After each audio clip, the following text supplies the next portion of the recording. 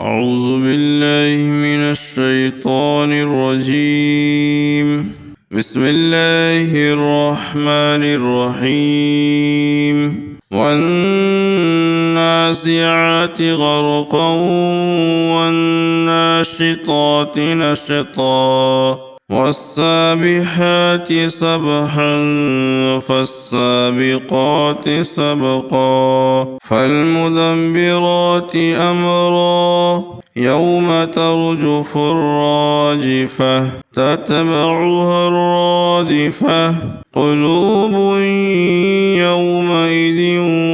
واجفة أبصارها خاشعة يقولون أئنا لمردودون في الحافرة أئذا كنا عظاما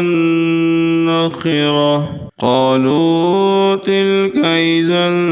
كرة خاسرة فإنما هي زجرة واحدة فإذا هم بالساهرة هل أتاك حديث موسى إذ ناداه ربه بالواد المقدس طوى اذهب إلى فرعون إنه طغى فقل هل لك إلى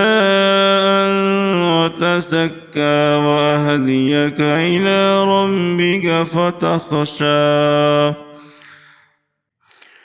فأراه الآية الكبرى فكذب وعصى ثم أدبر يسعى فحشر فنادى فقال أنا ربكم الأعلى فأخذه الله نكال الآخرة والأولى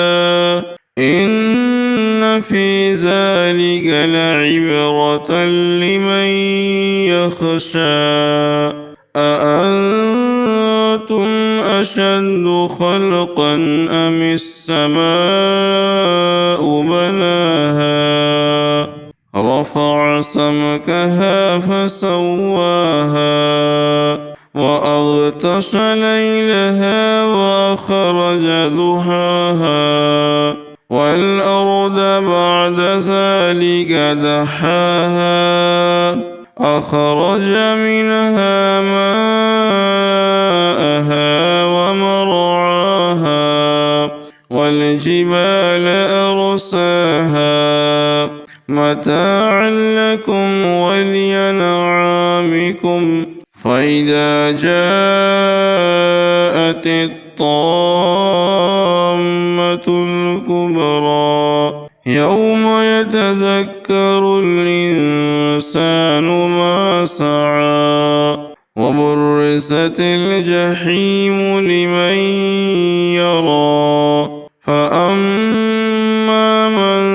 طغى وآثر الحياة الدنيا فإن الجحيم هي المأوى وأما من خاف مقام ربه ونهى النفس عن الهوى فإن الجنة هي المأوى يسألونك عن الساعة أيان مرساها فيما أنت من ذكراها إلى ربك